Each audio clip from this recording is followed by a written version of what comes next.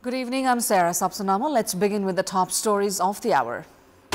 Airline companies hesitate to implement the agreement with the government to lower airfares, passengers paying up to 3 times the normal price. Nepal Electricity Authority decides to resume power supply to faulty industries after the decision by the Council of Ministers, a writ filed at the Supreme Court against Cabinet's decision. President Ramchandra Paul urges the global community to direct funds in protecting the planet instead of supporting wars, calls for compensation to climate-vulnerable countries like Nepal. And Nepal defeats Kuwait by a big margin of 165 runs at the Asia qualifiers for Under-19 Women's T20 World Cup. Pooja Mahato puts up an all-round performance with a century. Gandaki Provincial Assembly member and former Minister Deepak Manangi, who was convicted for attempted murder, has been sent to prison. He has been transferred to the Delhi Bazaar prison as per the verdict handed out by Kathmandu District Court. Manangi was arrested from Kathmandu Sita Paila this morning. He was immediately taken for a health checkup and then to Kathmandu District Court to implement the previous verdict. Manangi had been convicted for attempted murder by Supreme Court on 5th of November and slapped 5 years jail term. He has already served 2 years, 8 months of the imprisonment and will serve the remaining term in Delhi Bazaar prison.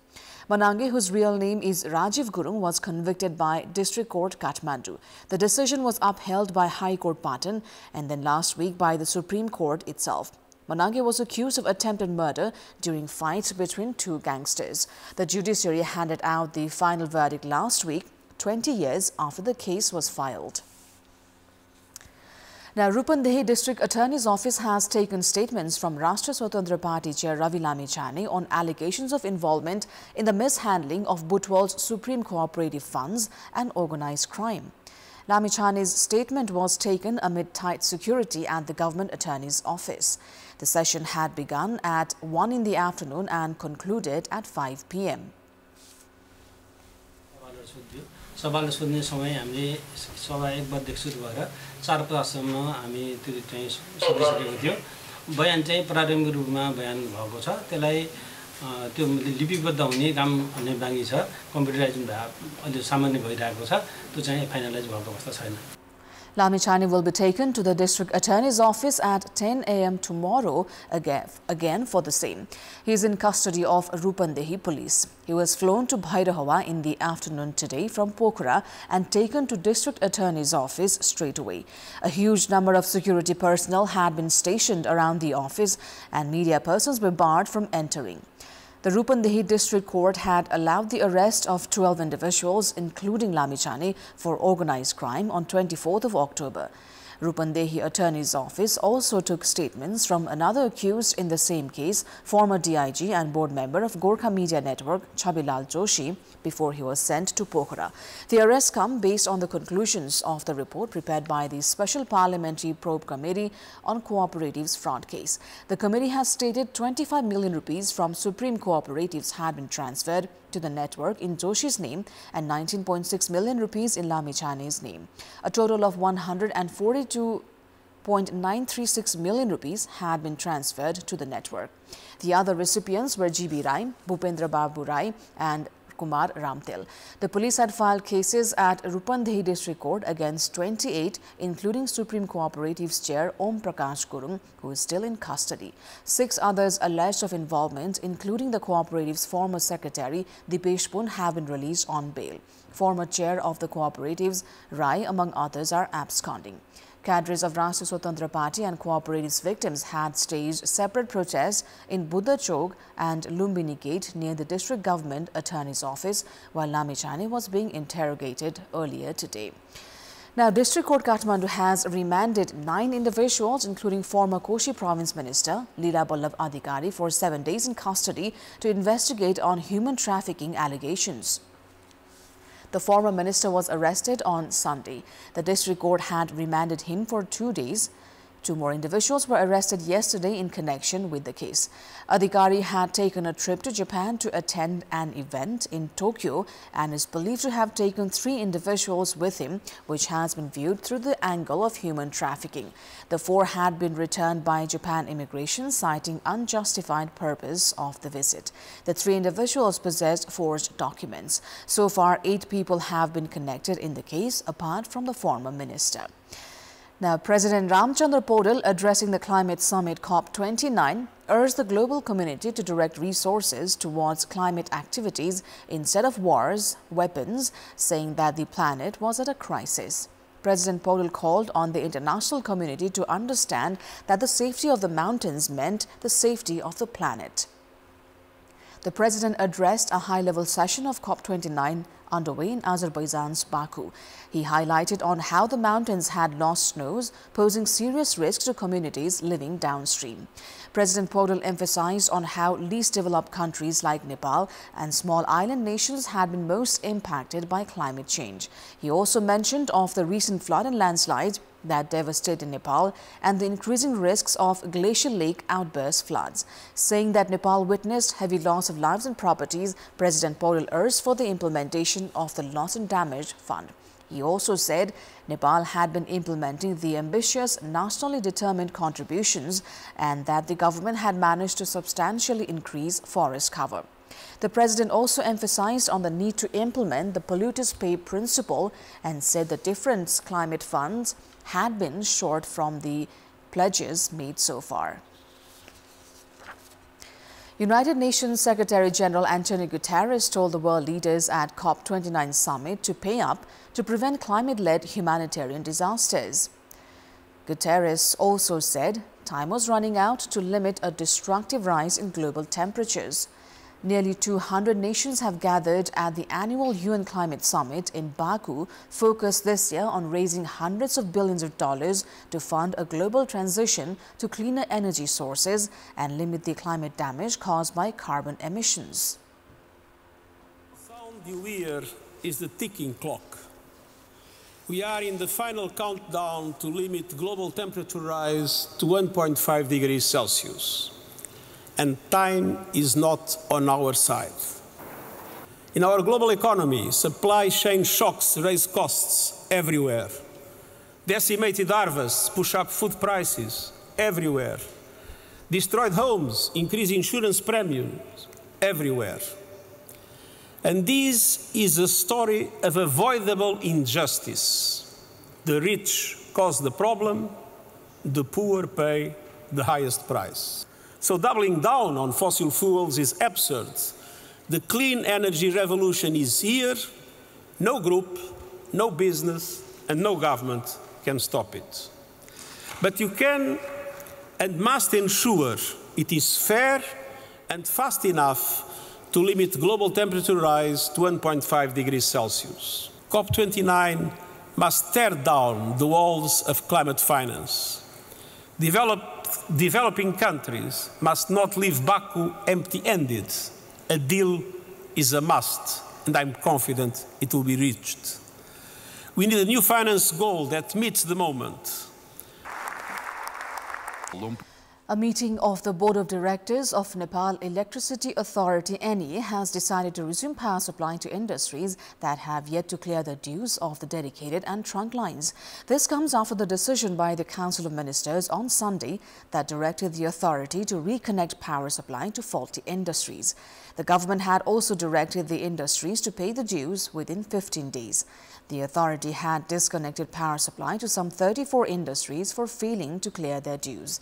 At least 14 industries since then have paid their installments since the disruption. Meanwhile, Advocate Khadananda Kadel has filed a writ at the Supreme Court against the Cabinet's decision to reconnect power supply to faulty industries. The writ is to be presented tomorrow. Airline service providers have failed to implement the agreement reached with the government to not hike airfares in the pretext of reduced number of flights at the Trivandrum International Airport. At the receiving end are the passengers. The ongoing scenario, experts warn, would impact the tourism sector as well. The normal fare flight from Nepal to Dubai, United Arab Emirates, and Malaysia ranges from 30,000 Nepali rupees to 40,000. However, on Tuesday, passengers were compelled to pay between 65,000 to 70,000 rupees for flights to these destinations. The flight rate for Japan is even higher. One-way flight to Japan previously cost around 45,000 rupees, which on Tuesday went up by over 3 times to 150,000 rupees. म चाहिँ काठमाडौँबाट Japan जान लागेको मूल्य चाहिँ 1,50,000 देखि 1,70,000 पर्दो रहेछ। अब यो धेरै नै गाह्रो कुरा हो हामी अब श्रमिकको लागि।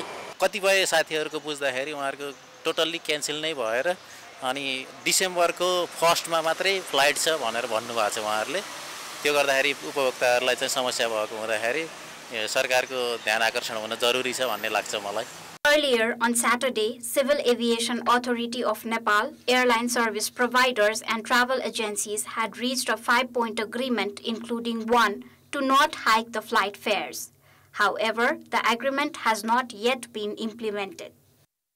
तपाईको यो प्राइसिङ र यसरी कार्टेलिङ गर्न चाहिँ हुँदैन अथवा हाई प्राइसमा गर्नु हुँदैन भन्ने हाम्रो जोरदार माग हो। उहाँहरुले यसमा गर्न भन्नु भएको छ, तर त्यो त्यसको रिजल्ट आउने गरी चाहिँ सहज भएको चाहिँ छैन। यो 4-5 दिन भइसक्यो यो विषय भएको। अलि टिकट सहज ढंगले पाएको पनि छैन। मान्छेहरु इन्डियाबाट जान थालिसकेका छन् अहिले। Meanwhile, the Civil Aviation Authority of Nepal has said the fares have remained unchanged due to demand and supply gap.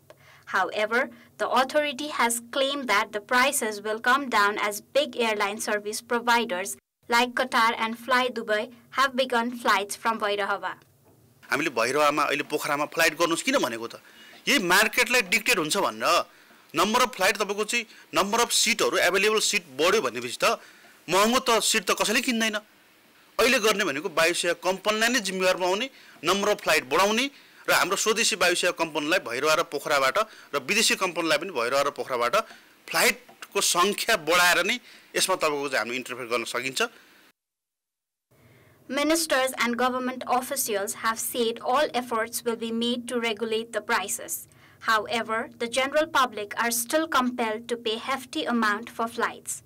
The most brunt has been felt by migrant workers, and the high prices are also certain to sway tourists intending to visit Nepal. Qatar Airways has begun operating flights to and from Gautam Buddha International Airport in Bhairawa. On Sunday, the airline's proposal to operate flights from the airport had been approved. According to Civil Aviation Authority Nepal, Qatar Airways aircraft QR684 from Doha will land at the Bhairawa airport at 2:45 p.m. every day.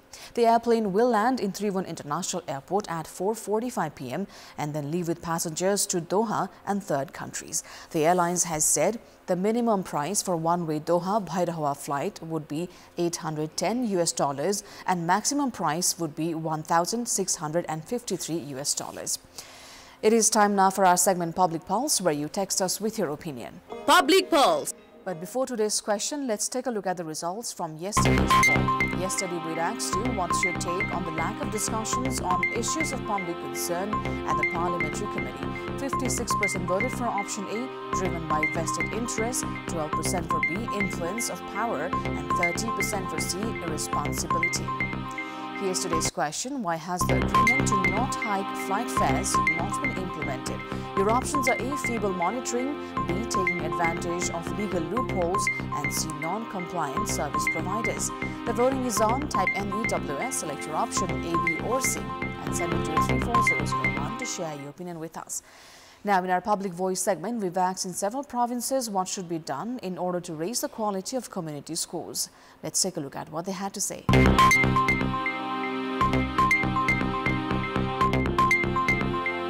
स्थानीय तहमा भएको शिक्षा इकाइहरू र समन्वय इकाइहरू मार्फत चाहिँ विशेष निगरानी हुनु पर्यो। बालबालिकाहरूलाई निरन्तर रूपमा विद्यालयमा पठाउनु पर्छ। तलब उहाँहरूले खाइराख्नु भएको छ, त्यसलाई चाहिँ उहाँहरूले चाहिँ बुझ्नु पर्यो। राज्यको दायित्व राज्यले मात्रै होइन कि अब शिक्षकहरूले पनि निभाउनु पर्छ। विद्यालयहरूमा चाहिँ राजनीतिक हस्तक्षेप हुनु भएन, प्लस शिक्षकहरू आउँदाखेरि चाहिँ लाइसेन्स प्राप्त योग्य व्यक्तिहरू चाहिँ विद्यालयले चाहिँ राख्नु पर्यो। सम्बन्धित निकायले रेखदेख गर्ने हो र सबैको तदारुकता हुने हो भने अवश्य पनि प्रविधिको विकास अनुसारको शिक्षा प्रणालीहरू लागू गर्नुपर्छ। शिक्षकहरूलाई तालिम प्रशिक्षण त एकदमै महत्त्वपूर्ण आवश्यक भइहाल्यो। त्यो मध्ये चाहिँ पालिकाभित्र पनि अन्तर्विद्यालय सरुवाको व्यवस्थापन गर्नुपर्छ। विद्यालयलाई सुधार्नुपर्छ भन्ने भावनाको पुरा हुनुभयो भने सुध्रिएको अवस्था पनि छन् कतिपय विद्यालयहरू। पाठ्यक्रमलाई चाहिँ व्यावहारिकता र सृजनात्मक तरिकाले शिक्षण सिकाइ क्रियाकलाप गरियो भने पछाडि चाहिँ नियमित रूपमा पठन पाठन गराउने र राजनीतिक हावी नभएर शिक्षकको काम पढाउने हो भन्नेमा मात्रै केन्द्रित भयो भनेपछि मलाई लाग्छ विद्यालय सुधार हुन सक्छ। प्राविधिक सिपीयुक्त जनशक्ति उत्पादन गर्ने किसिमको पाठ्यक्रम डेभलप गर्नु पर्यो। सामुदायिक विद्यालयमा पठाइसकेपछि सम्पूर्ण जिम्मेवारी विद्यालयको भन्ने भावना चाहिँ अभिभावकमा रहेको कारणले पनि त्यो अलिकति शैक्षिक गुणस्तर कमजोर भएको छ।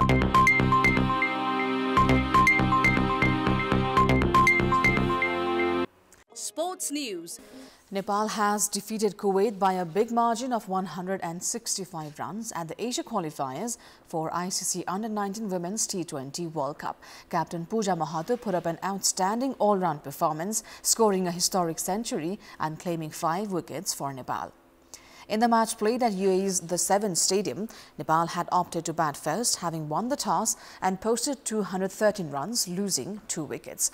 Nepal's first wicket of Sana Pravin fell in just 6 runs. Sabitri Dhame contributed 11 runs. However, the third wicket partnership of Pooja Mahato and Soni Pakrin gave Nepal 157 runs. Pooja scored an outstanding 130 runs in 69 balls, which was the first century in the history of the tournament itself. She also became the only second Nepali female player to score an international century. Chasing a victory target of 214 runs, Kuwait went all out in 13 overs for 48 runs. Pooja Mahato shined once again as she claimed 5 wickets. That is all for the moment. Thank you for watching. Up next is news in Nepali. Good night.